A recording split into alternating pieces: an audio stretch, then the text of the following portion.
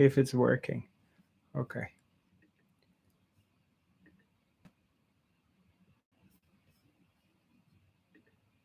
All right.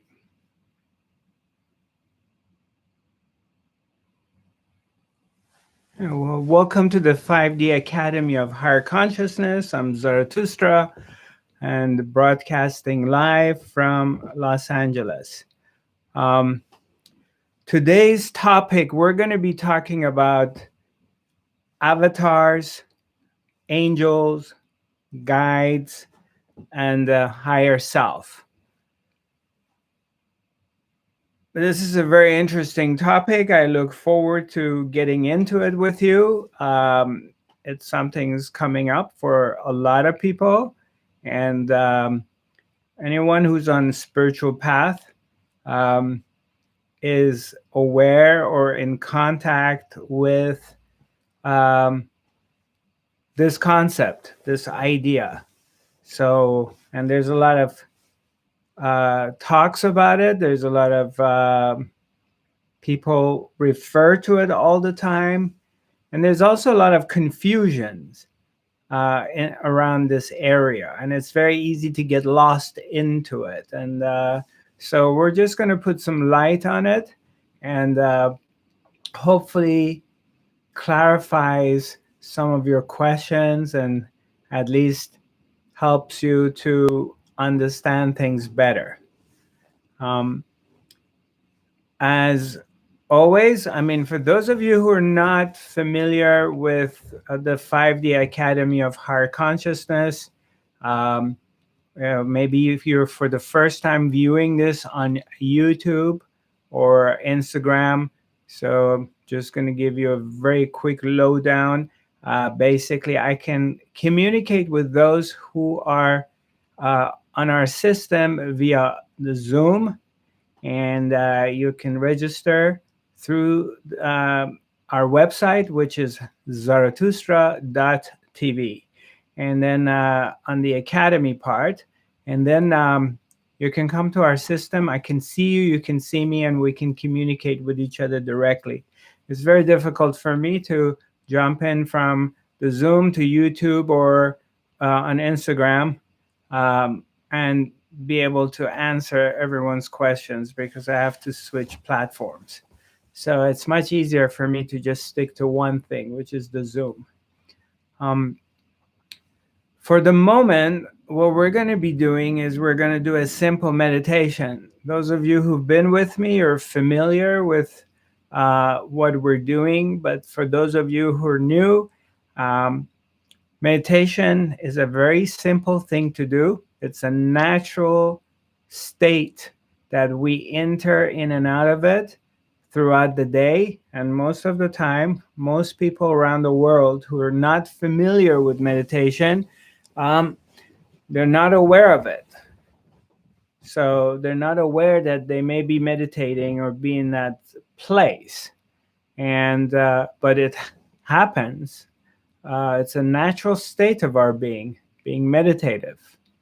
And for example, any moment that you're really pausing in your life, and in that moment that you pause, a phenomena takes place. If you're not really engaged in your thought process and you're not really in there, so in that moment you dissolve into the oneness, and that sense of separation goes away, and you're just a part of everything. I mean, you are a part of everything anyway, but there is a different feel to it. There's a sort of a relaxation, and your heartbeat can change, and you're kind of settling into the presence, the moment. So, or whenever you're doing something that you're completely one with it, and there is no really mental activities of how to do something, it's just happening. And again, you fall into a meditative state. So back to what I originally mentioned, is meditation is a natural state, but also, there are times that we're consciously decide to go into a meditative state, and we practice on that. And one of the easiest ways is basically to go beyond the mind, to go into this place, the unified field of oneness, entering into this space of presence, that there's no mind activities. Or if there are mind activities, you're not involved with it. You simply can hear your mind, thoughts are happening, but you're not in an engagement with it. Because a lot of times, a lot of people around the planet, they're engaged with their thought process and they take it personally as what they're thinking is who they are. And that's a problem most people on the planet have. And they suffer as a result of that. They're suffering from their thought process, that they get identified with it. Now, right now, we're going to be doing a very, very simple method of meditation. And this is, you simply turn your attention inwards. You start looking inside by shifting the attention. It's a shift. Rather than putting your attention outside, you bring your attention inwards. And you may ask me, well, how do I do that? Uh, Simply follow your thoughts. You can close your eyes and relax, take a deep breath, and just kind of settle in your seat, however you're comfortable, whether you're sitting, you're standing, you're lying down, and simply turn your attention to your thoughts and follow this thought stream. You have the ability to be aware and to look at your thoughts. So look inwards and look at your thoughts, become aware of them, and follow them. See where they come from. Again, this is not a mental exercise. You're not doing it mentally. You're simply paying attention. And you're following your thoughts inwards. And as you're doing that, you're paying attention, you're looking at your thoughts, and you're following them to see where do they come from. Because barely anyone on this planet examine this. We're all looking at the content of the thoughts, or we're trying to stop the mind. And that doesn't work. It just doesn't work. What you do is you look inwards, you notice your thoughts, and you follow them inwards to see where they come from. Where do they come from?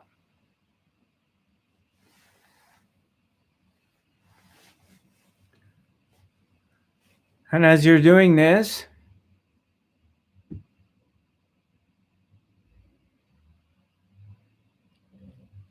you will encounter an interesting phenomena.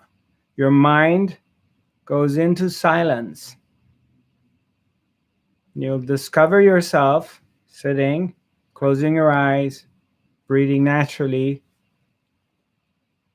and there are no thoughts.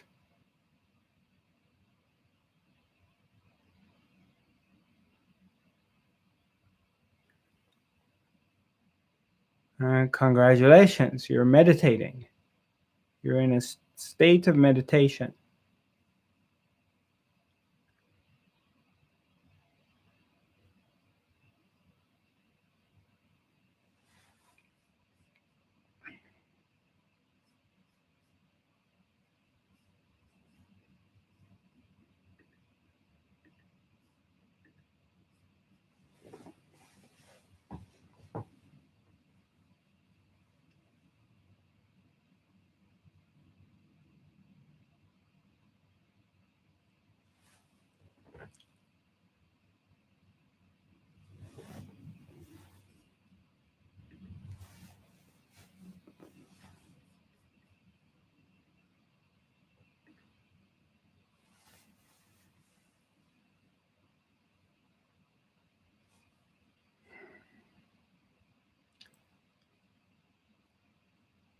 And even if you're not able to do and follow the instructions, don't beat yourself up. Just simply hang out in this moment. Simply allow whatever wants to come, and whatever wants to go, go. Thoughts come, you observe them, and they want to go, they go. So if you beat yourself up, it's another thought process that I'm not doing this right, I'm not getting it, and you just simply want to avoid that. Just stay in this place, be quiet, be yourself, and no need to get engaged with any kind of thought process. Simply be here.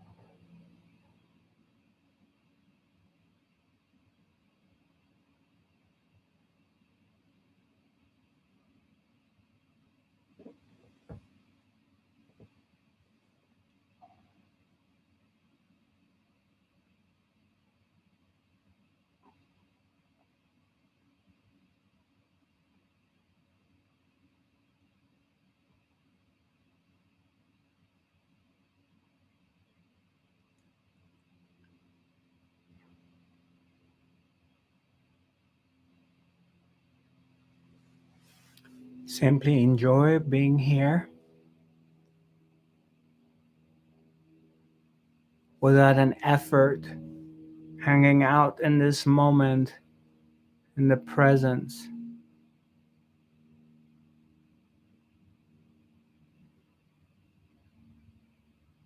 in this space, in this vast space of presence of the being.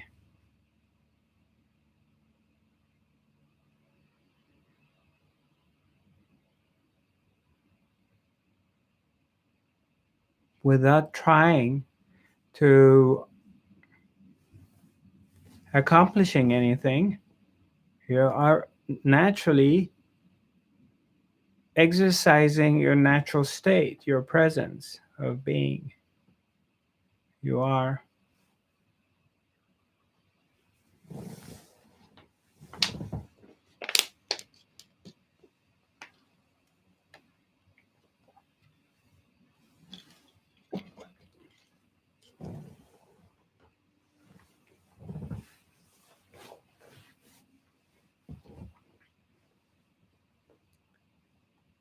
simply being,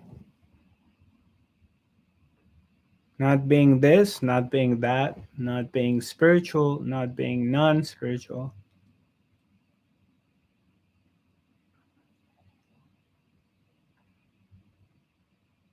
simply being.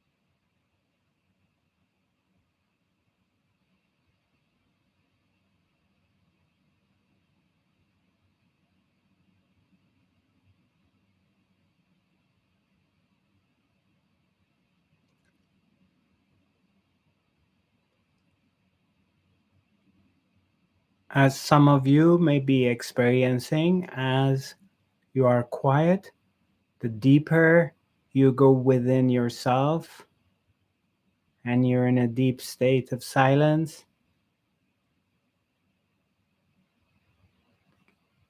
the more the world disappears. Your problems, issues, concerns begin to disappear. They become non existing.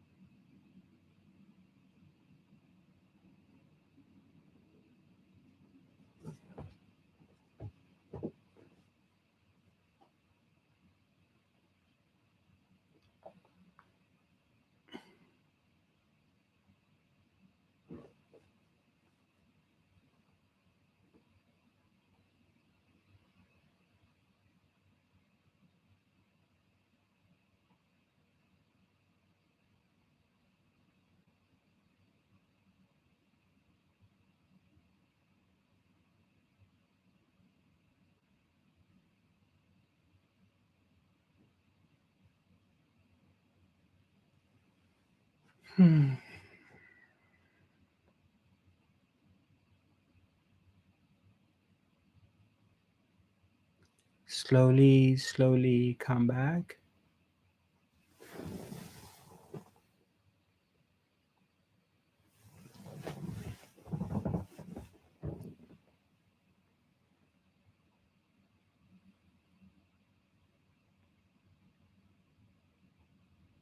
Re-emerge.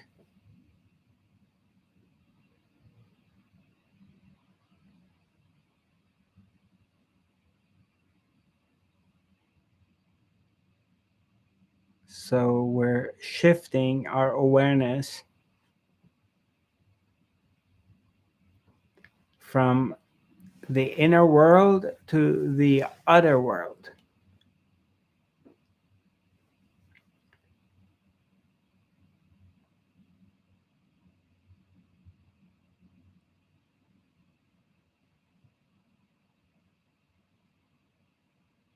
So this is a big part of our work in this teachings, because the teaching is about going beyond the busy mind and going into silence. The teaching is not to entertain the mind and to give it something to do.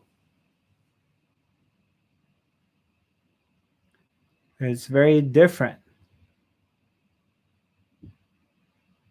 So the less of a mind activity of engagement with your thought process, and I'm not talking about the practical mind, I'm talking about the monkey mind. I'm talking about the part of the mind which is always in the past or future. So the less you're involved with it, the higher is the quality of your life. You live a much better life. The quality of your life begin to improve drastically because you're not involved with the monkey mind. Your attention is away from everything that has happened in the past and you can't do anything about it, and everything that is a possibility in the future that again there's not much you can do. So you start to get used to being here, which you're undoing what civilization's been doing for thousands of years of conditioning the mind not to be here, to be everywhere else but here. So you're on the right path. If you're attracted to these teachings, you're on the right path and you're doing a good job because you're showing up and you're doing the work. So you must eventually see some kind of improvements in the quality of your life if you're doing this work, because it brings peace, inner peace and calmness. So now let's talk about the topic of this week. Um, we all are familiar with the higher self, our guides and angels. And some of you are probably familiar with the terminology of avatar. And I'm not talking about the movie that Hollywood came up with. Avatar, I'm going to explain those. There are avatars on the planet, or they've been born, or they've been previously, or they still come and go. That these are awakened spiritual beings that also possess spiritual powers. And now you can come to powers.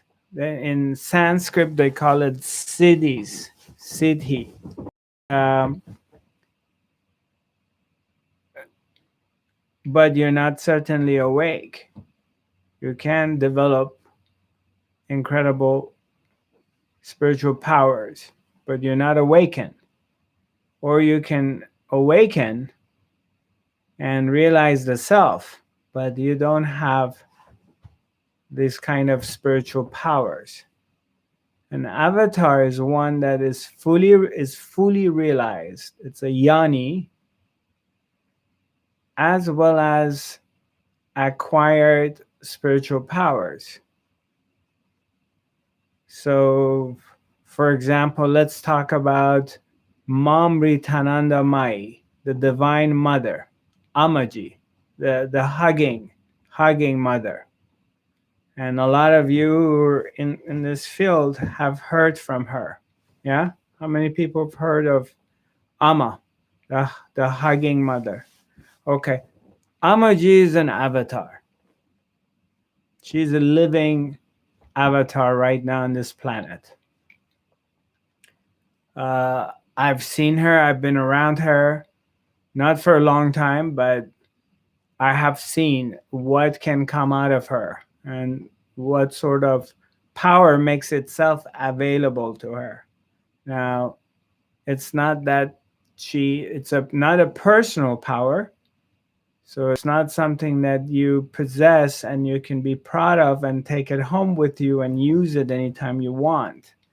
Uh, it's not that. So, but she's fully realized, and she's a total, completely living proof of an avatar on the planet. Um, let's and I've been lucky in this life. I've had different encounters with a few avatars in this life. At the time, maybe I didn't realize or knew the depth and the significance of an avatar at that moment.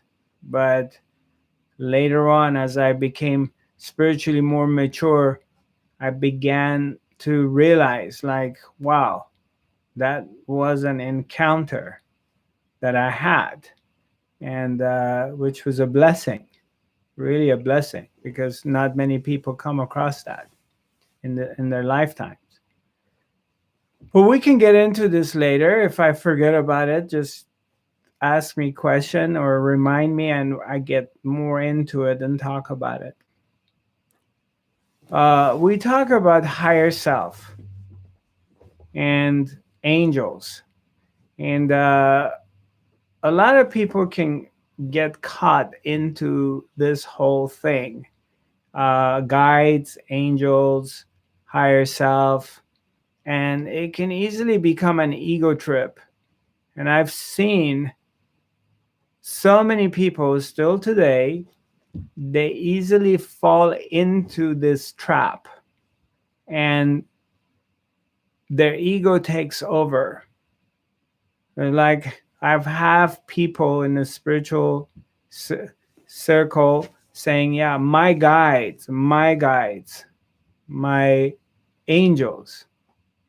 And and you can see is the way somebody says, my guides, my angels, as if I am very special and these are mine, they belong to me, and I'm better than you, I'm better than everybody else because I'm connected. Everybody's connected. Every single thing on this in this existence is connected. Everything is that. Everything is made out of God, out of the presence, out of consciousness. There's nothing on this planet which is not connected.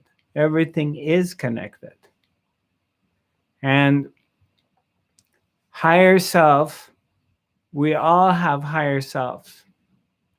Our higher self resides in fifth dimension.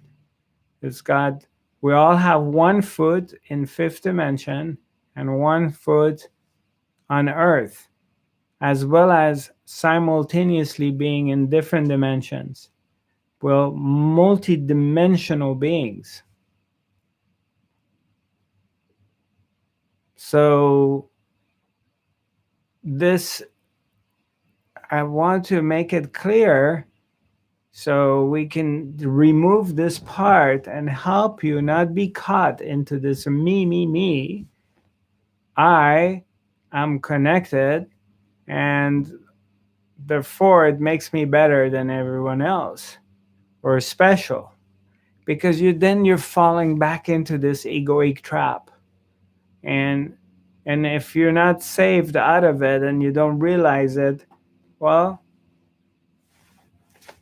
you're gonna stay where you're at, and you're just gonna go around yourself. And it's like people are with their gurus, with their teacher, and they get very, very protective of their guru or their teacher or style of teachings and what they're studying. And they get very angry if you say something against their teacher, if you criticize their teacher or their teachings, and they get very angry. And also the group starts having an attitude that, oh, we are better, we're more conscious than the rest of humanity because they're not going this path. And you can see it easily with religions. Religions, it's like any organization, any religion that has its own identity and name and everything is simply it believes that it's better than the other ones. And you can see it with the gurus and teachers and teachings as well. It's the same story. There's no difference. So the higher self, our guide, obviously we're all of you who are on this path have noticed that there is a connection. You feel connected. And the deeper you are on this path, the deeper you go within yourself, the more you feel this connection.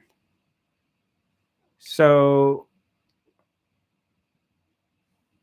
there is a connection. There is a communication happening. There's constantly communication. Constantly you get information, you get visions, or you may hear a voice or guidance.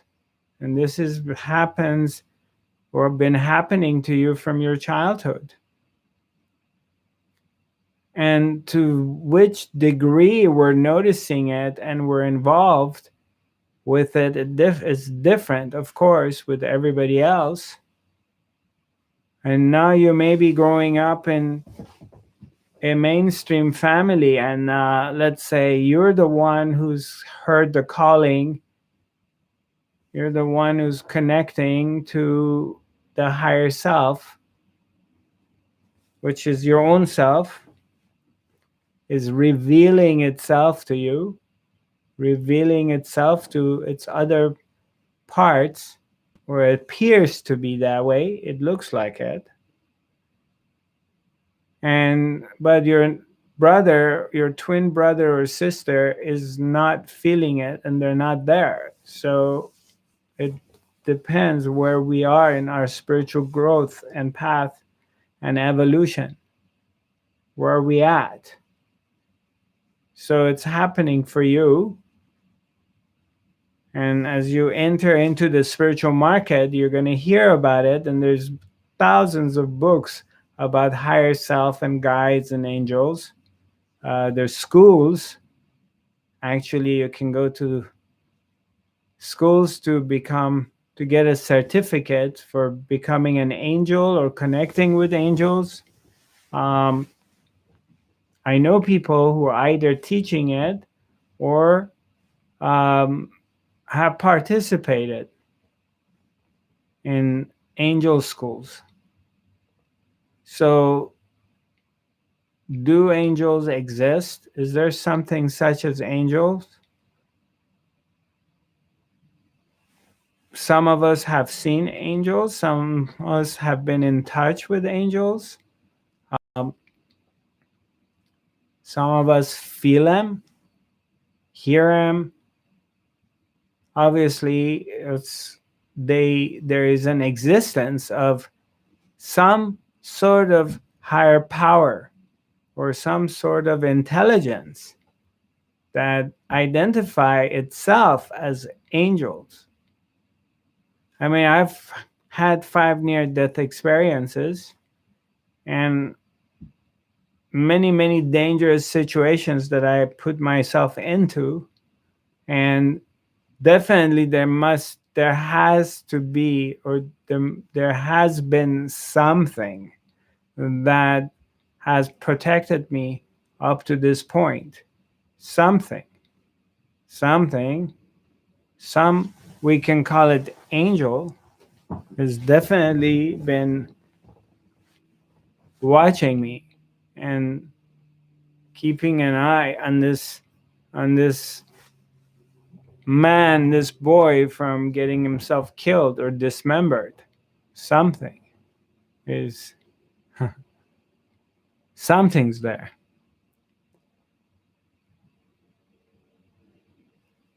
And like, for example, in 2009, when I started getting contacted by these beings, these entities identifying themselves to me as my fifth dimensional guides, and that's where the whole fifth dimensional quantum healing and awareness eventually was born, was being contacted by these guides, by these beings. But the deeper I go within my own consciousness, the more clear it becomes that there is no separation. So if an angel or a guide contacts me, or a being, an entity wants to do any kind of um, transference of energy or channeling through me, for example, so, or through you, is it separated from who you are? Is there a difference? Because once you begin to expand your consciousness and you begin to realize that there is no other, the others do not exist outside of yourself. Yeah, when you're just, your attention, your consciousness is so narrow into only one singularity, that you're one unit, you're one person, and this person is separated from everything else. And that's what has been our experience of being separated.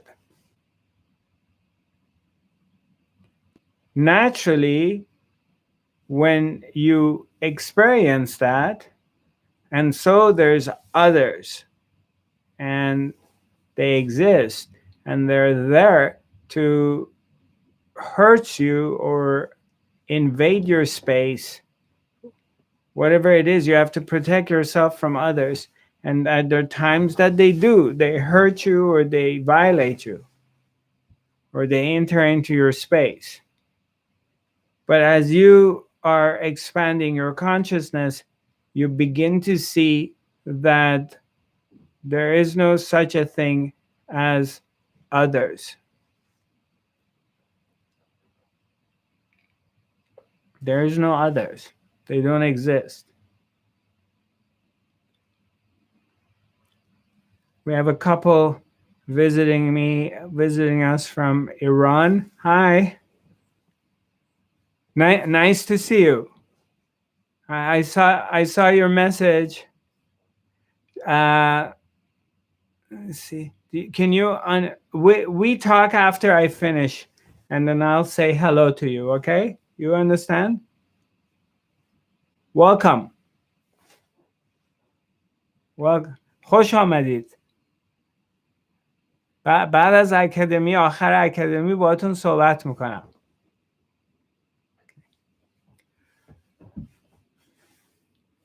Yeah. So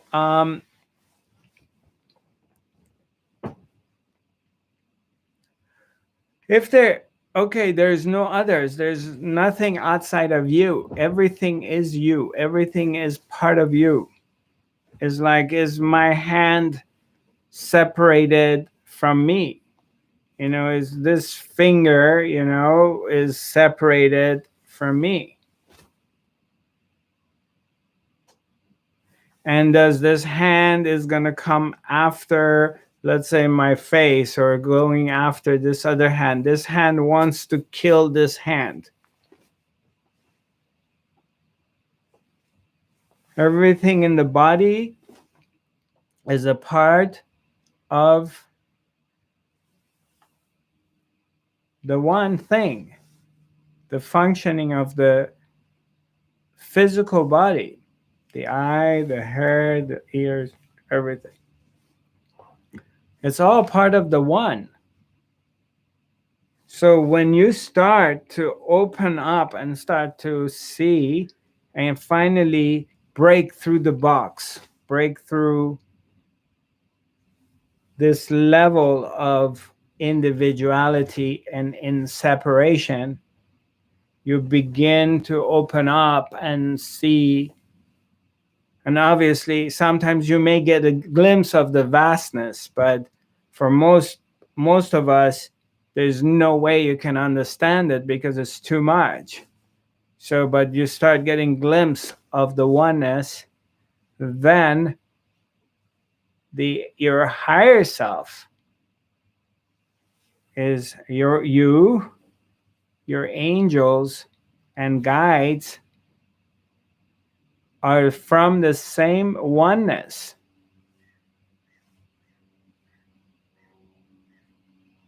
They're all the part of the one. They're all a part of yourself. And they're all a part of everything else. So there's no separation.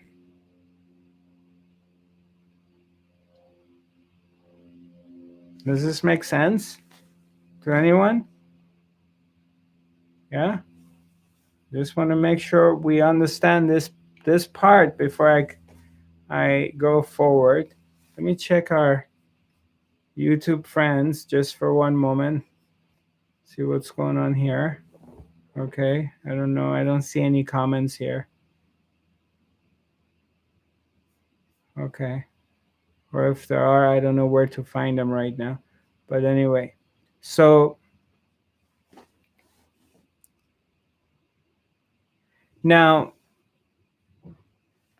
is everybody on this planet the same, or they look the same, or they have the same behavior?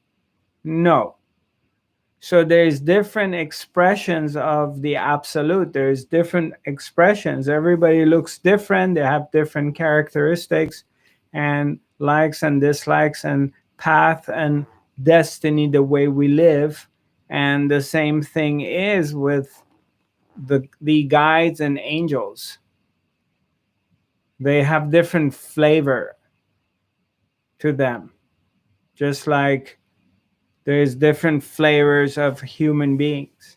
So, and yes, you do have your guides and angels,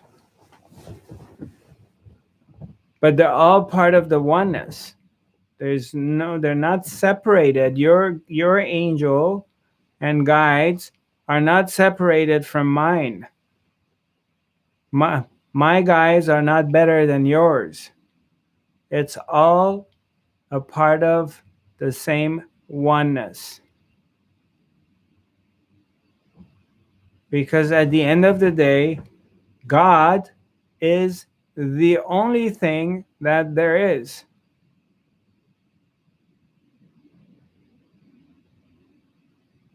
Consciousness is the only thing that there is.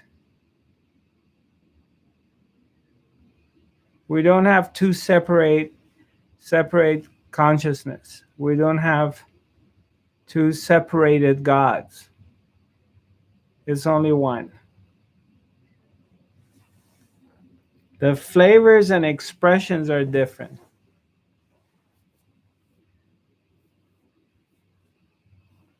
It's like you go to an ice cream shop You go to Baskin Robbins, so there's supposedly 31 flavors, right?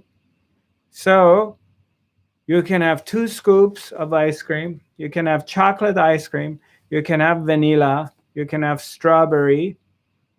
You can have it on a cone, or you can have it in a container.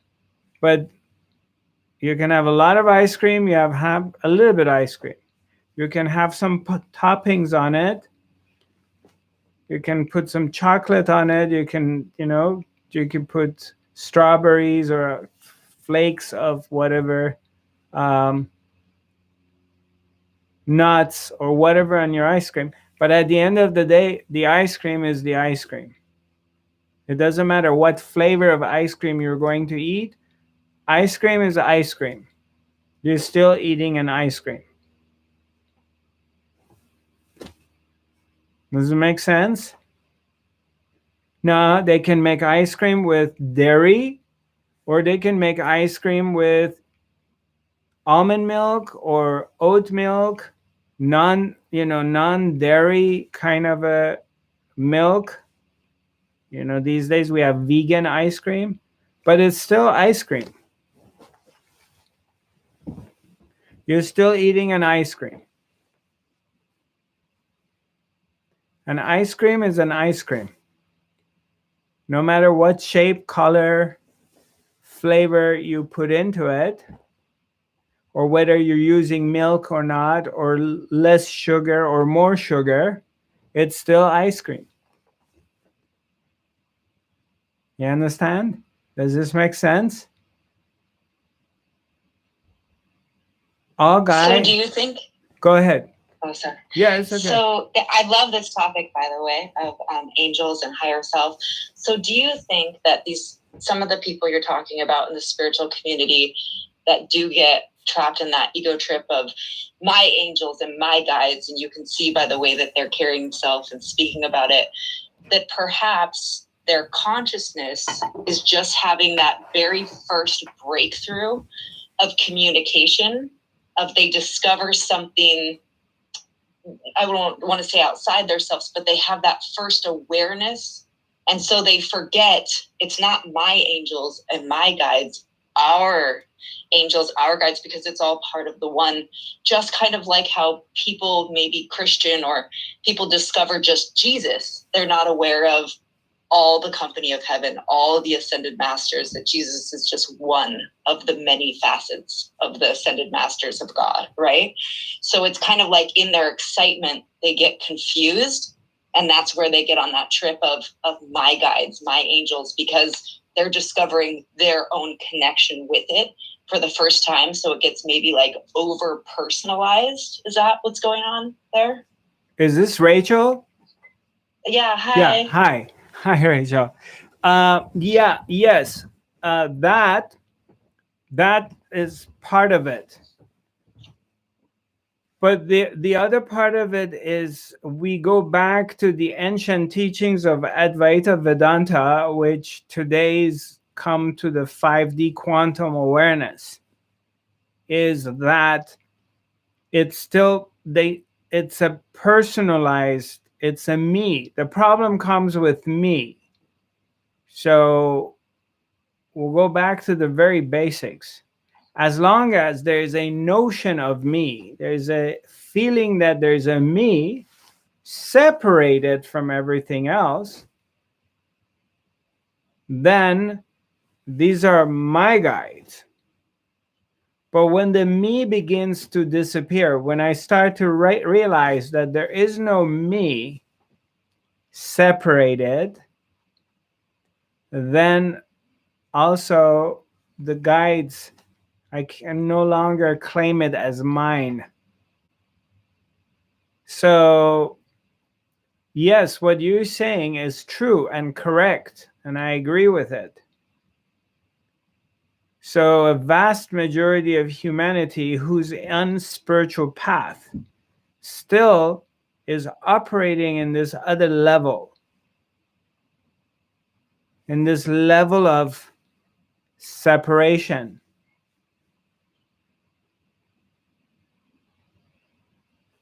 Does this make any sense?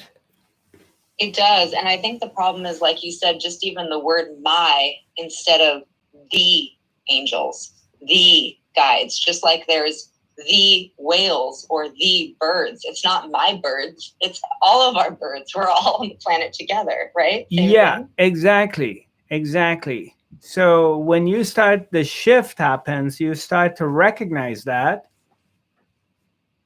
As you're recognizing it, you're also freeing yourself from even this concept.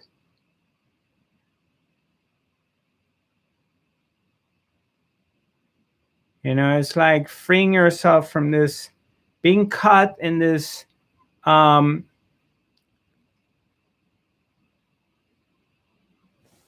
spider web, and you're caught in it. And the more you're struggling, the worse it gets. But then, as you're somehow able to cut the web, and you start to free yourself from even this topic.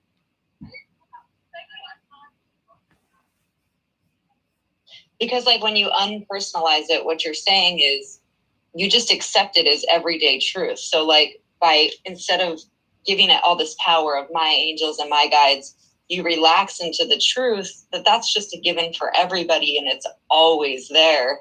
Then it comes like a more natural part of just the flow of all the miracles. And you realize everybody's being guided. We're all part of that one. It's almost like that energy can flow through me, through you, through everybody. It's almost like just another type of separation to over personalize it, is what you're saying, right? Does Absolutely, yes, absolutely. Okay, cool. Because everyone's guided at Yeah. every given moment in life. Everybody's guided by the same one. So we're not special. What, you know, that's a part of the ego. It's another trap that you don't want to fall into, this trap. And any moment you think that spiritually maybe you're better or you're higher than someone else, obviously you're becoming more aware as a unit, as a being separated, appearance of a separation of a person. Your consciousness is expanding. Obviously, that's very obvious. It appears to be that way. In comparison to your mom, your brother, your friend, your colleagues, uh, you're expanding, you're becoming more awake. And that's happening in the unit. In that unit, in this body mind mechanism, for some reason, this one is going into this self-awareness process of awakening. So that's obvious. But there are levels in it. And now you're entering into this place at this moment that your ears opening up, your eyes opening up, your heart's opening up to this teachings, to this specific teaching, that there is no you. So you're starting to get a glimpse of it. Wow, wait a minute. What's going on here? There's no me. Yeah, there's no you. Well, then what is this? Well, this is a thought. Because you disappear when you're not thinking. There is only the presence. In the absence of you thinking, what's there? Because your body is still here. Your senses are still here. You're still able to function. You're operating. But the you that you think you were thinking as you is not there. But everything else remains the same.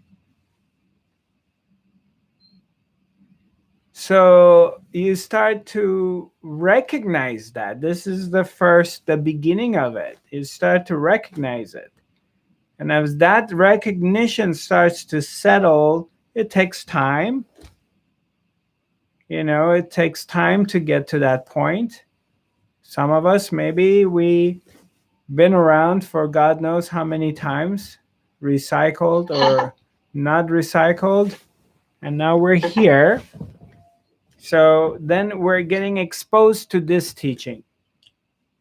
So you want to be patient because, yeah, if we're lucky, maybe we can really get it in this lifetime. And so it's information starts to come in. Now, okay, I'm here and I'm tuning in to myself. The more I tune in, the more I realize that there's something guiding me. Something is leading me always from one place to another. From the very ordinary thing in life, from going to, let's say, Trader Joe's and buying some cherries, cherries, which, you go to the store, buy some cherries. I mean, there's nothing spiritual about it. You can't come and say, oh, wow, my guides led me to the supermarket and I bought cherries. I mean, big deal. Two, your guide's leading you to go on a 4-hour drive to go in the middle of the desert, and you go to Joshua Tree, or you go in the middle of the desert of Arizona, and in the desert, you had a very powerful spiritual experience because a being, a majestic trans-dimensional being appeared to you, whether you were tripping on mushrooms or you were sober, and you had downloads. It's the same guide that guided you to go to the supermarket to buy cherries. It's the same guide that guided you to go in the desert of Arizona and have this magnificent experience. And it's the same guide that is operating with everybody else. It's one. So what you're saying is that meditation is dissolving the barriers between us and our guidance. And what I love that you said before, this is the ticket, is you called it our natural state. You said when you are looking at where the thoughts are coming from and then they go away, which is like shining a light into the darkness, right? And then you get into that groove of meditation and you said our natural state, which I love, because if you look at the animals, right, like the ducks sit on the water, the tigers, and they rest a lot. I think humanity is so, pardon my language, but screwed up because we need to rest more in our natural state, which is meditation. And then, like you're saying, it dissolves those barriers to the true guidance. And then we're in alignment, like in harmony, right? Yes. Yeah, exactly. You pull back from this madness that I got to do this, I got to do that, I have to do something, I have to be there, I have to be here. This madness that we've been programmed into is unrest, is constantly thinking that you have to be doing something or you're useless, and not allowing yourself to just pull back and relax. Well, I don't know what to do today. I don't have any plans.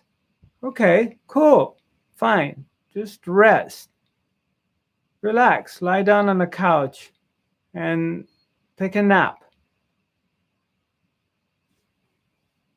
And, a lot of people who are coming, it's changing, but I forget how it is till I go into being around mainstream friends, family, that they're cut into that they constantly have to do something, whatever it is. Even if doing something means smoking cigarettes or smoking a joint or drinking or watching football or something, it could just be that too. Like, you have to do something.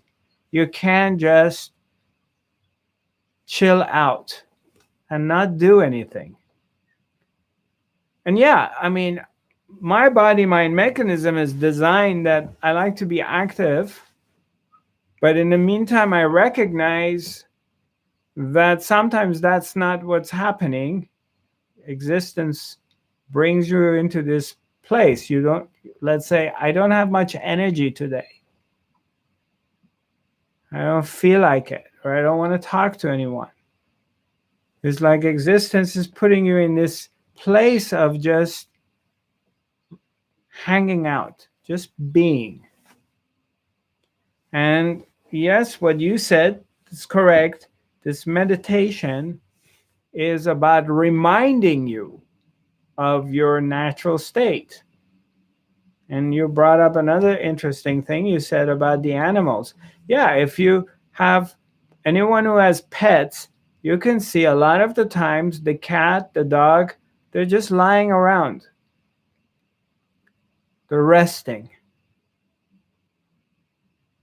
They're not running around trying to accomplish anything. They may be playing, or they want food, or they may just be protecting the house because something got close and they're barking. But the rest of the time they're lying around, resting, being in meditation, just being in their natural state.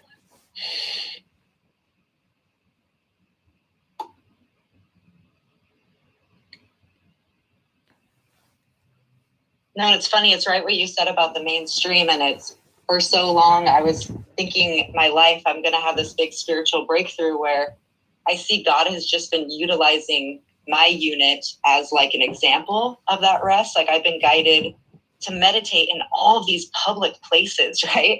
And it's really challenging to meditate in public because there's sounds, there's unpredictable sounds, which you can use to go deeper. But I realize that I'm being that creature in my natural state in the wild to hopefully set a little example maybe for people in the mainstream that aren't going to get that exposure of a creature in their natural state in the wild, otherwise. Right. Yeah. Right. But thank you. You're welcome. You're welcome. Thanks for jumping in and bringing this up.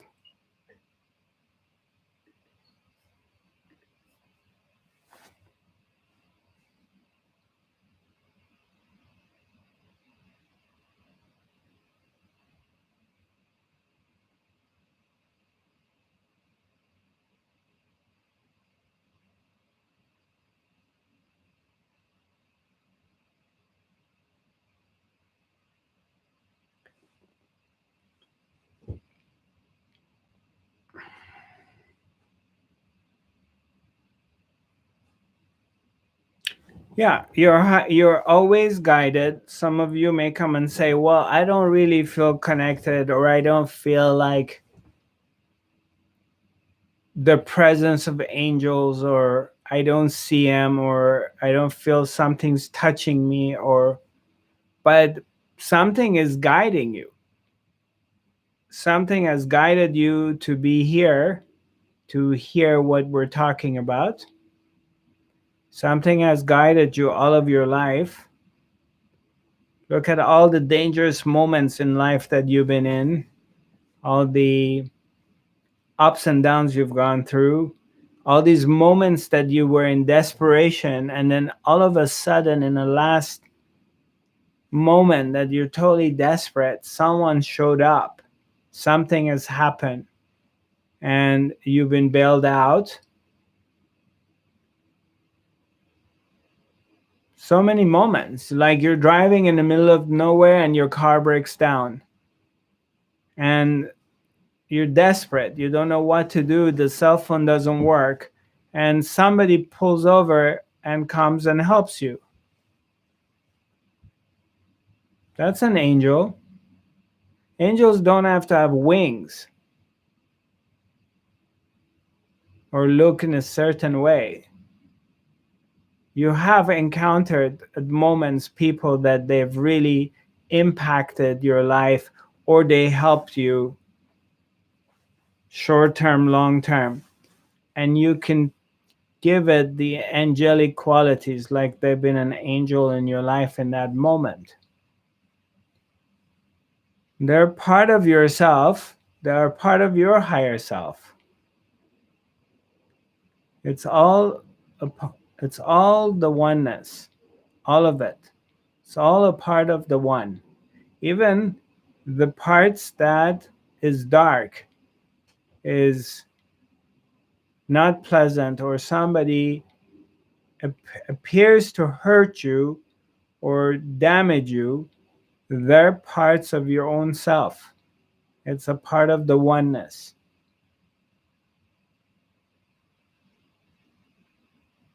They're there, and that event happened for you to experience something that you needed to experience.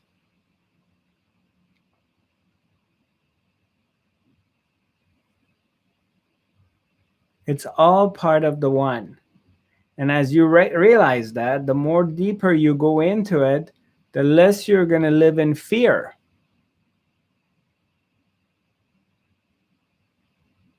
The more you start to see that everything is a part of your own self, the less you're going to be afraid of the world. I'm not saying you're going to be living recklessly and you're not going to lock up. Osho used to say, praise the Lord, but lock up your Oldsmobile. So yes, the more you become aware of the existence and the being, the self, and yourself is all, that doesn't mean you're going to ride your bicycle on Venice boardwalk and park it somewhere and not lock it up. You will lock it up, because if you don't lock it up, most probably it will disappear very quickly. So the realization, the recognition of everything is you, doesn't mean that you are going to live recklessly or not paying attention. It's just simply realize there is no boogeyman, and there's no separation, and there's nothing to be afraid of, because anything that is going on is your own self. So you lose your fear of it.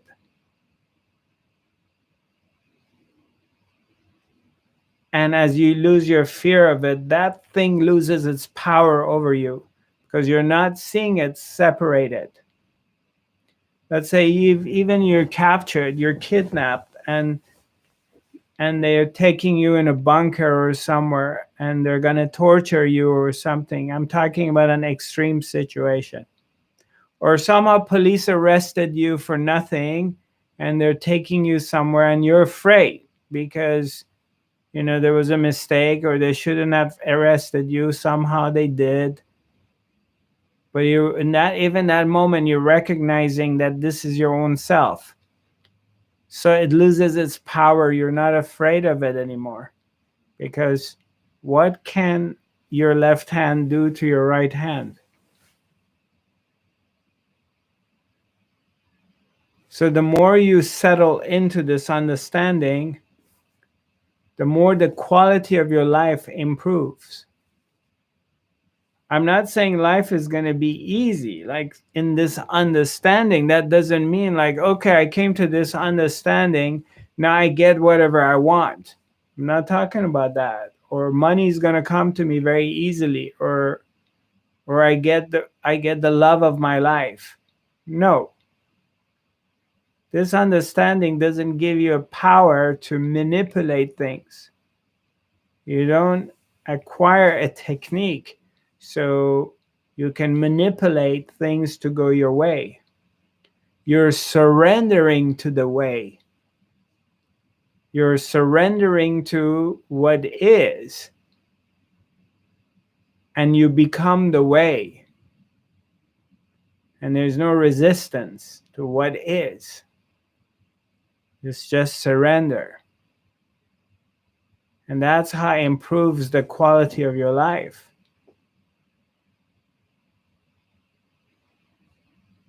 But you still wake up in the morning and you have your lower backache because you're not stretching or you have problems. You still have your aches and pains. They don't necessarily disappear because you came to this understanding. Life continues being the way it is, but the quality of your life changes because understanding has taken over and there's no way back. Light has come in, light's coming in into the room, and the darkness disappears. So fear leaves and confusion goes away. Surrender comes. You're surrendering the one. You're surrendering to the intelligence that is running the show. And there's only one intelligence that runs the show. And that intelligence appears at both sides.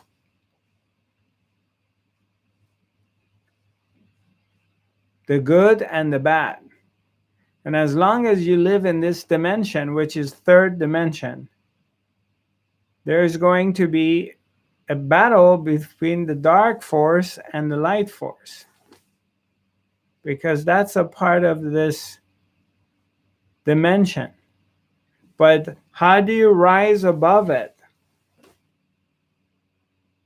You don't want to side with the dark or with the light, because that too are a part of the yin and yang,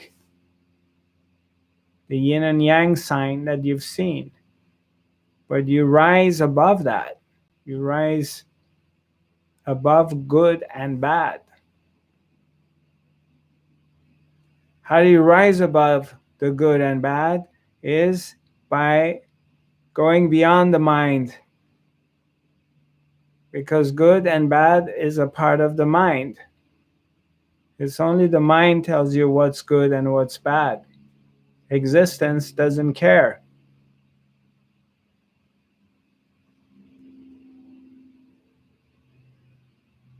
Because existence equally created both. Existence doesn't give a shit. This is good or this is bad.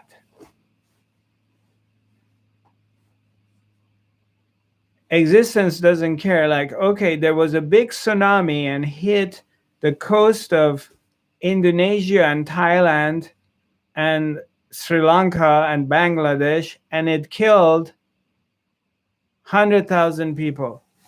Existence doesn't give a shit.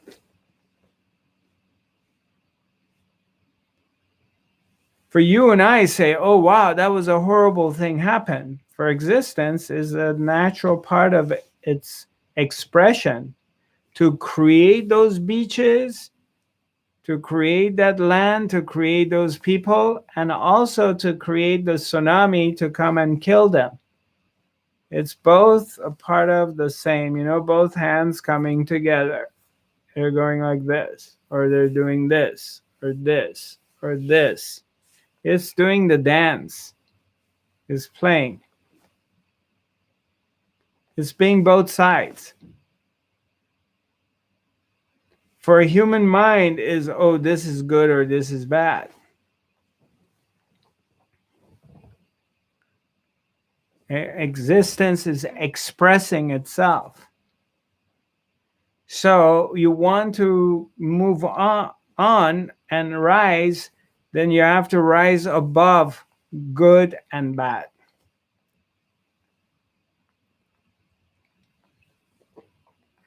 So is that what enlightenment is? It's really taking a far enough step back to not get caught up in the good or the bad and just realizing that it's all part of life and you just ride the waves without trying to let the mind take an opinion of it or overanalyze it or get too caught up in the emotions, the high highs or the low lows. Just know that it's all part of the one, all part of existence, and you just ride it and try to enjoy it from the human perspective. Is that enlightenment? Partially. partially. The enlightenment is the recognition, the realization that there is no you. There is no, that sense of separation is no longer there, because we have a sense that we're separated from other things. It's through a sense we have. It's a sense. You have a feeling like you're the one who's choosing your life. You're deciding what to do. From the moment you wake up, Rachel. Yes. From the moment you wake up in the morning, you have a sense like you're choosing what to do. You get up, you do this. You need to go to work. You need to send some emails. You need to go to the post office and mail something. You have a sense like you need to do things, right? I mean, kind of. I mean, I feel more just like energetic. Like I'm just an energetic vibration on the planet. And then that humans have created all these illusions, which are requirements to exist that don't really need to be there. I can go through those motions, but I can also just not, Right, and just, if I just want to meditate instead or whatever, right. Yeah. So, but most people on the planet, they have a feeling, a sense that they are choosing every day, every moment what they're doing. So enlightenment is when that sense is not there any longer. That sense disappears. So you're just an expression of God. And then then it's like when I see the neighbor crossing the street, when I see the grocer ringing my groceries, I see myself. I'm able to recognize that's me looking at me. And the piece of fruit being rung up is also me, is also God. It's all one. Like that? Yeah, in a way. Okay. You know that. Not necessarily every moment your experience is gonna be it's not that you're just gonna be feeling you're the fruit. You may do that too, but you're no longer really having this feeling that you're separated and you're calling the shots. You're the understanding that you're being run by that is there. This illusion that you're no longer separated is not there anymore. It's the absence of that sense. The rest, I can sit down and talk for hours, but it won't make any sense unless it's a direct experience of what's going on. Otherwise, it's all blah, blah, blah, because the mind wants to understand it and the mind can't understand it. Because when you relax, relax into that feeling, it's indescribable, right? Like when you are the fruit and you are the person in their eyes ringing it up and it's like exaltation, right? But how do you stay in that state? Because then you let go. The mind stops analyzing it, right? You're just part of the flow. Yeah, there's no yeah, exactly. It's like when you're in deep silence, when you're meditating and you're in a deep, deep silence, okay? Yes. There's no thoughts in that moment that, okay, I'm in a deep relaxed state. I'm one with existence. I'm not separated. There's no thought of it. This is not an issue in that moment. It's not a concept. It's not a concern. It's a non-existing thing in that moment. It's just not even there. But when you come out of it and the mind comes, then analysis comes or explanation comes with it. But when you're in this place, there's nothing else. Same thing, Tantra sexuality.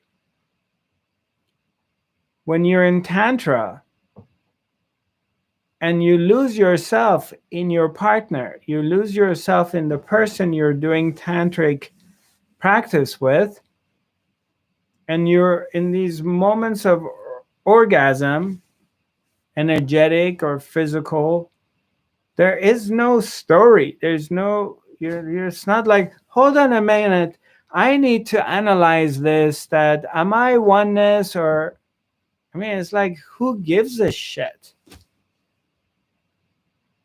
It's just a oneness. The same thing, you're in deep meditation and you're not there. Hold on a second. Hi, Shadi. I'm going to, can you unmute yourself?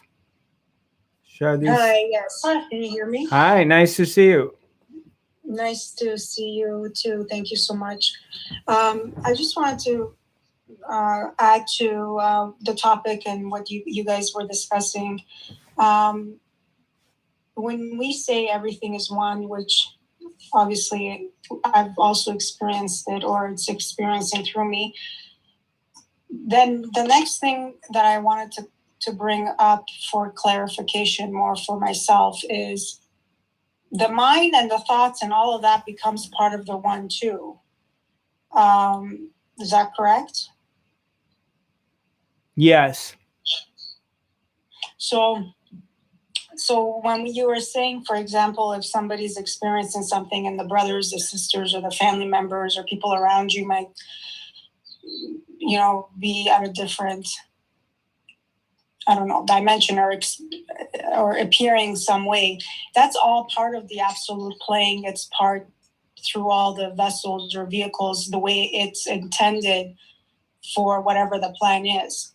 So when sometimes there's some days where my mind is completely quiet and you feel the oneness, but then there's times that there's expansion and contraction when then the mind comes in, and then and then I see it also.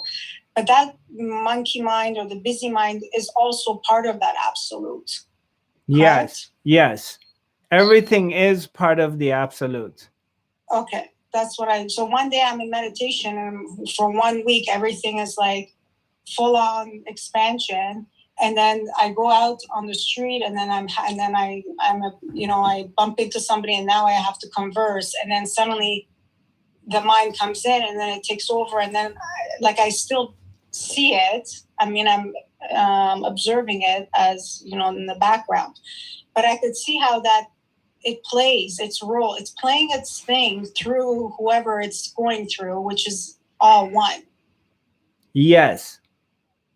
So just because the monkey mind is busy one day and then one day suddenly it's quiet, that's also part of how it's channeling through part of this creation on this dimension, playing its role. Yes, absolutely. Yes. Okay. That too. Exactly. That too. Yeah, exactly. So if there is no you, okay, again, so there is no you, then who gets contracted and who dissolves into the oneness? Because there is no you. You don't have any control over anything because there is no you as a separate entity, so means that you do not exist outside of a thought.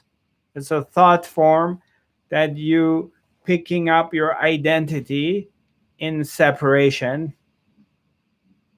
Mm-hmm. So you don't exist. So who is getting contracted? Who gets identified with the mind or emotions? And who goes into these blissful moments or hours of oneness? Something, it's the same existence that's playing this and experiencing this in different dimensions and degrees. Exactly. I want to be an asshole. I'm going to go and be bitchy, but that's the way it came through. Next minute, it wants to be an angel and be all lovey-dovey, and it's like, boom, it's the same. Yeah. So it depends on your energy. It depends on your energy. Where your energy is vibrating is where it's going to be attracted to the bliss or to the separation, depending on where you're vibrating.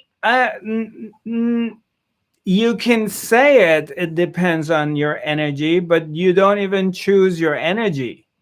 Because you have no will. Well, There's no free will. if you can choose it, then it's always going to be the goody one. It's always going to be the nice, compassionate, loving, tolerant. But how many times you're in situations you can't tolerate someone, or it just drives you nuts and crazy? It's you experience that every day. You experience it from every level of life, from people around you to different fragments of of life, constantly. But That there's different versions that play out, right? Like one day your energy might stick around and get aggravated and get mad, and the other day you might have the energy to just say, you know what, I have somewhere to be, and walk away and have a whole different day than you would have had, right? Depending on where you're already vibrating. Like maybe you meditated that morning and that one keeps walking, and maybe you didn't, and that one stays and gets in a fight. Yeah, there's different versions, right? Right. Yeah, but also who made you meditate that morning too? Even that is not. I want to be clear about this part with you, Rachel, so you don't get caught into this either. Okay, because you don't even choose that morning to meditate and just have this great energy, or not meditate and be very emotional about things. You don't even choose that. But if I cultivate the practice to always do it, then I've already chosen to meditate, right? It appears to be that way. This is where you need to be very, very careful. It appears that you're cultivating the practice. It appears to be. It's making you think you're choosing that.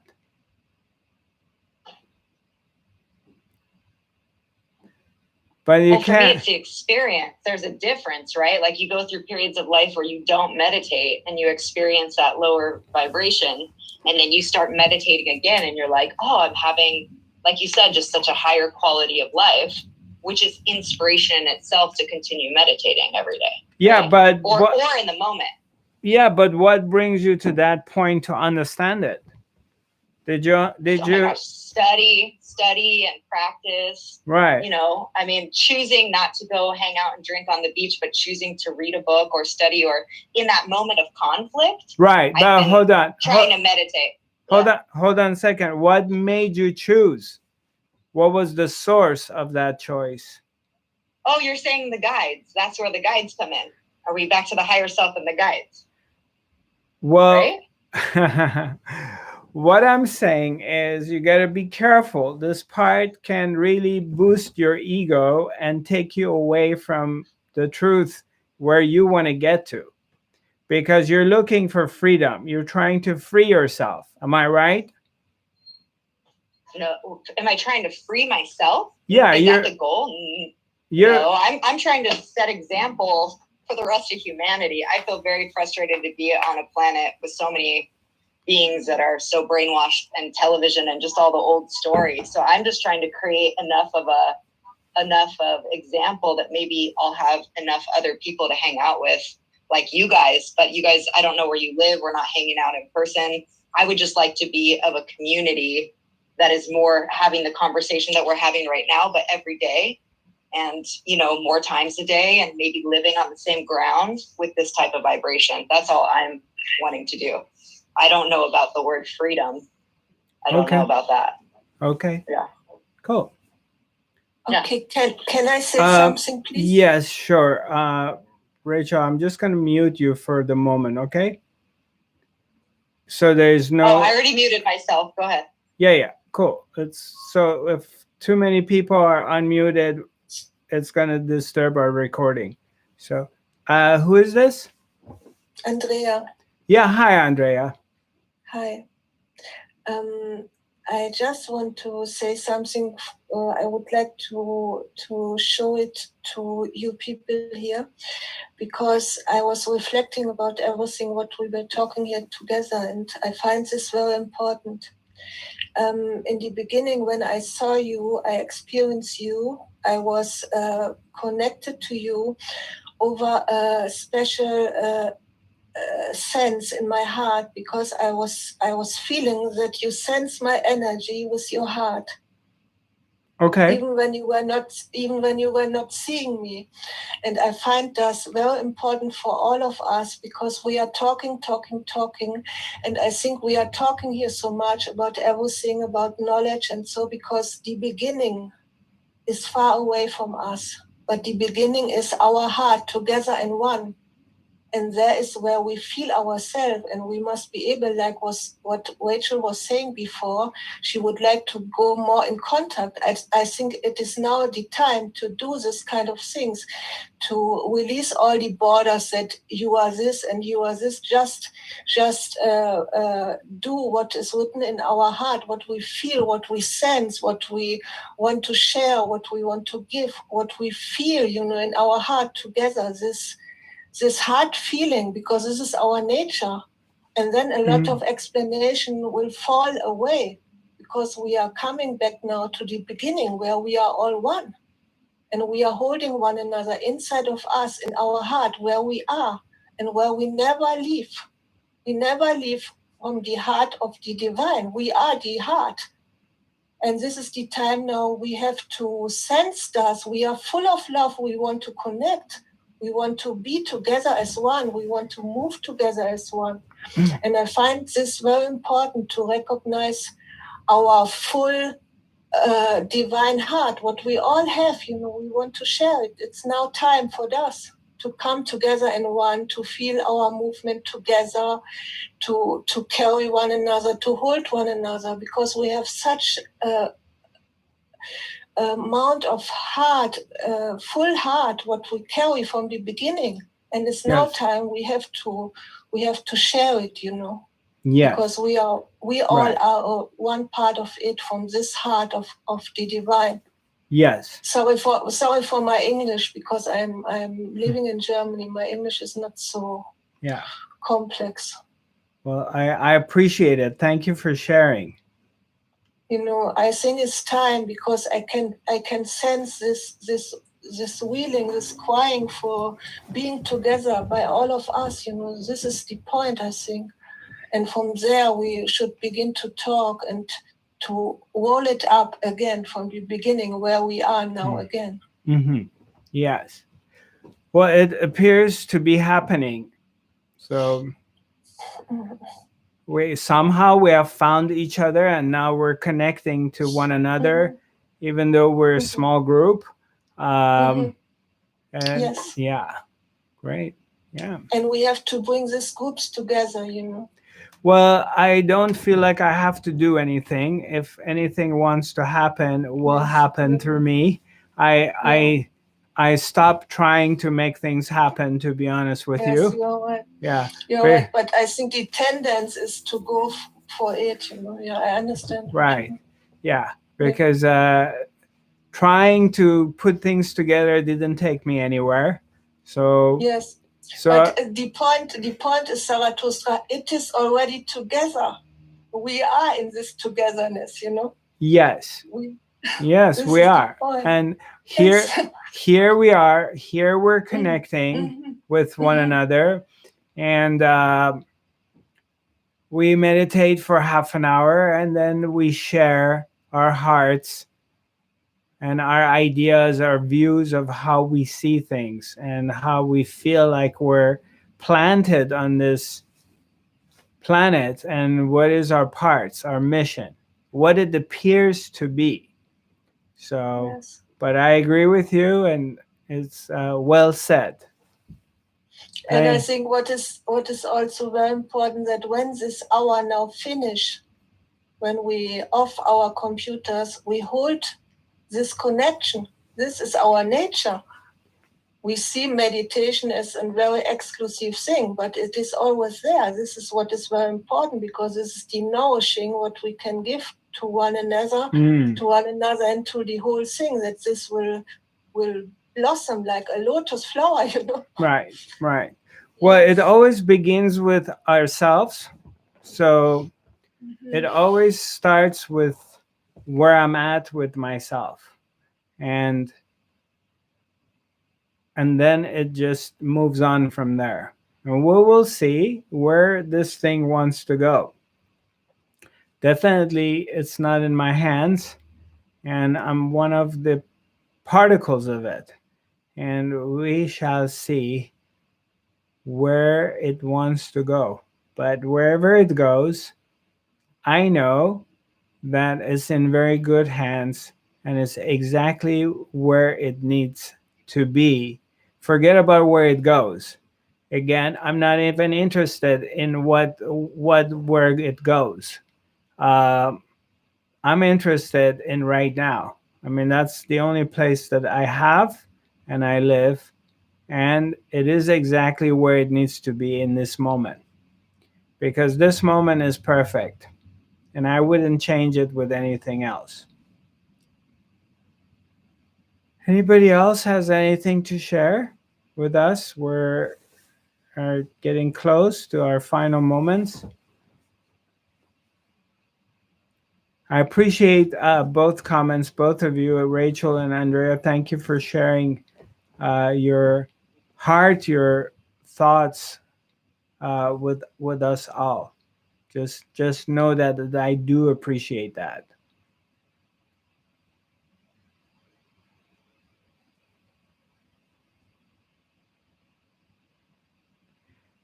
Just be aware and just keep one thing in mind, that all is well.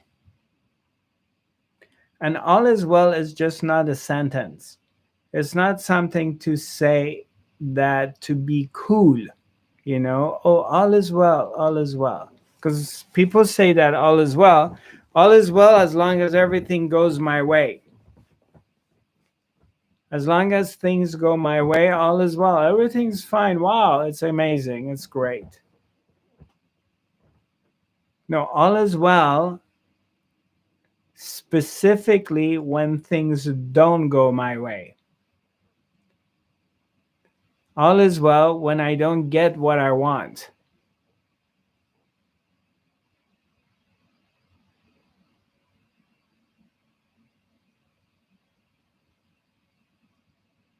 All is well because Her Majesty, the Supreme Being, Lord God, our beloved Creator, that which has created the existence. And I'm a part of that. We're all part of it. But that intelligence that runs the show, that intelligence that turns the day into night and night to day, that intelligence that turns the seasons, that spring turns to summer, summer turns to autumn and winter, that is working always.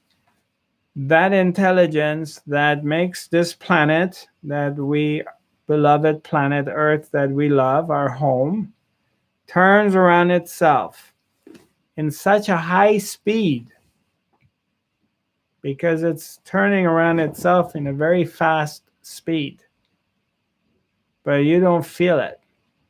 And as it's turning around itself, it's turning around the sun. There's an intelligence that is operating this, and nothing is running into one another. The planets, one doesn't spin its way out of its path and gets lost in the cosmos.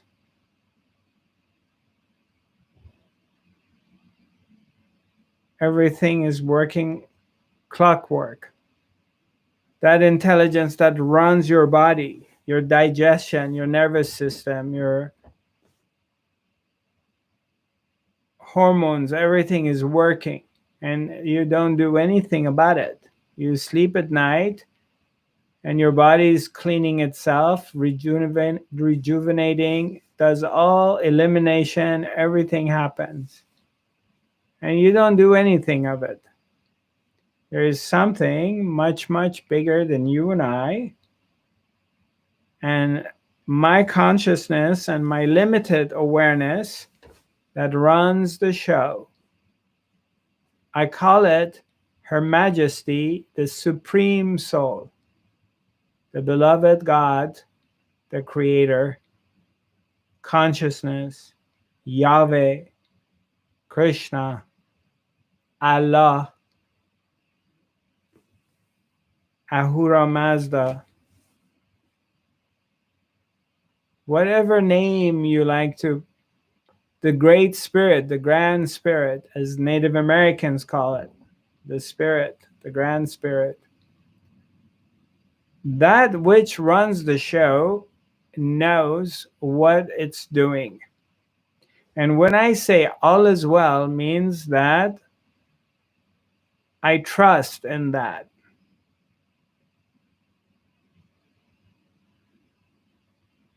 It knows what it's doing. So all is well.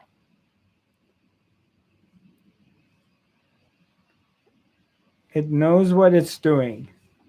And it's taking us in the right direction. Even though you may not feel it, you may not at time experience it, it doesn't matter. You incorporate that in your psyche, you work on it, and you start recognizing it. It doesn't matter if you are doing spiritual work or you're not doing spiritual work. You're helping raising the vibrations of the planet, or you're just into your own thing. That is doing the work. And it knows what it's doing. So recognize that in your life, in existence, and trust in that. And stay in this place. Stay here. Here is where the pearls are. Here is where the gold is. Don't go outside of here. Don't go into a fantasy of future civilization. Where we're going to go, what's going to happen, what I can create. These are all great. But here is where the kingdom of heaven is. For me, this is what it is. With whatever I have in this moment, whatever is my earthly possessions. Would I have a lot? No. I want to get there. I want to get here. Whatever is the story, it doesn't matter. Here is where the kingdom of heaven is. Learn to dive into here. Otherwise, enlightened, not enlightened, awake, not awake, you're missing the boat. As we've been doing it most of our lives, missing it. Now we have an opportunity to discover the truth of who we are.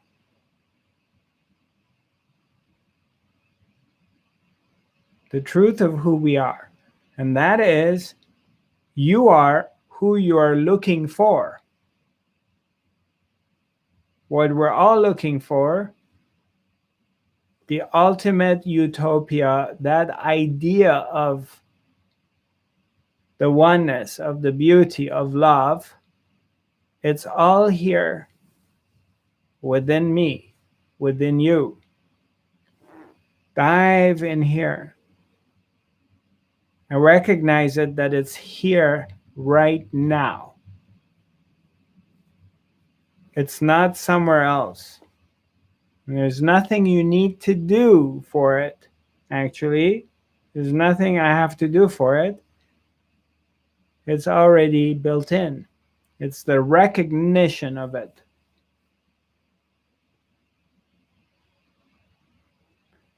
And in that we trust, and in that we work on, and we'll see. We'll see what happens.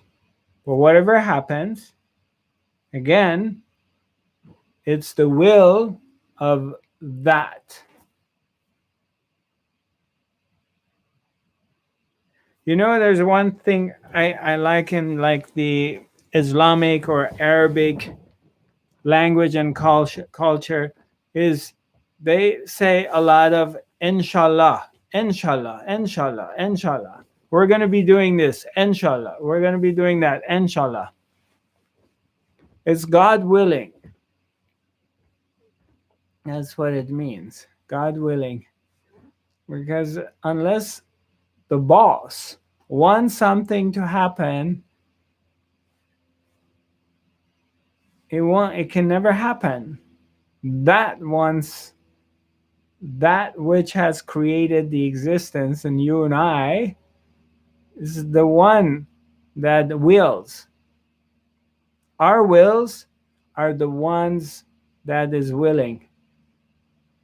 Whatever desire you have, whatever you want to do and you want to accomplish is what that one wants to accomplish and desires through you. So know that all desires are God.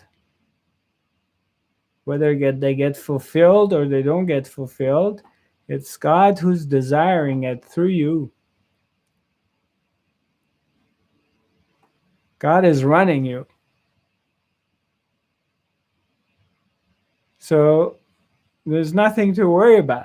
God is running you. Recognize that. And then you see all is well and you're protected and you're taken care of. And there's nothing to worry about. Don't worry about the world. What's going to happen to the world? Don't worry about anything like that. Just stay here in this moment and see the beauty of the presence, the beauty of creation, what it has created, what it's presenting in this moment. It's perfect, perfectly created and demonstrated.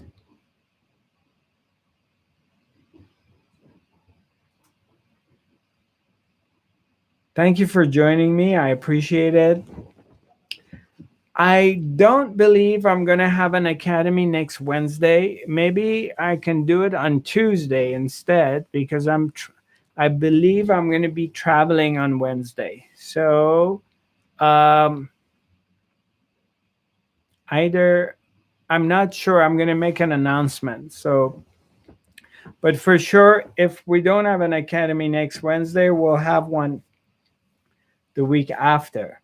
So I will make an announcement, but I know most probably I'll be traveling on Wednesday, so I won't be able to offer the academy. You're welcome to write to me. My email is info@zarathustra.tv. My website is zarathustra.tv. My social media my social media name is Zarathustra 5D, either four of them. It's Twitter, Instagram, Facebook, and YouTube. I will be in Sedona, Arizona. I'm invited to give a couple of lectures at 5D conference. And all the information is either we mail it to you is on our Facebook page or Instagram, and you can check it out. I have 2 1-hour lectures. One of them is 1 hour. The other one is 1 hour, 15 minutes on Friday evening and Saturday morning in Sedona, Arizona. So if you're in a neighborhood and you want to pop in, let me know. And I can get you a discounted ticket. And definitely let me know. I love to see you, and we'll have a cup of tea together and chat. It would be lovely to meet you in person in case if you're around.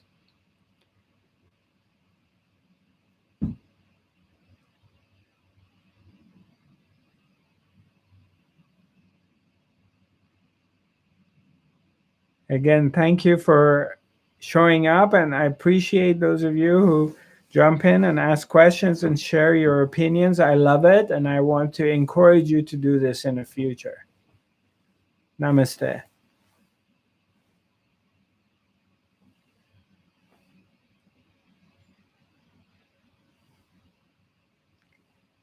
And to my new friends from Iran, hang in here, and we can have a chat together. I'm going to just don't leave, just stay there. Our friends from, oh wow, we got a lot of our friends from YouTube. Thank you very much for being with me. I appreciate it. I'm going to go through your comments, and I'm going to try my best to get back with you and respond to your comments. Sending you lots of love and light.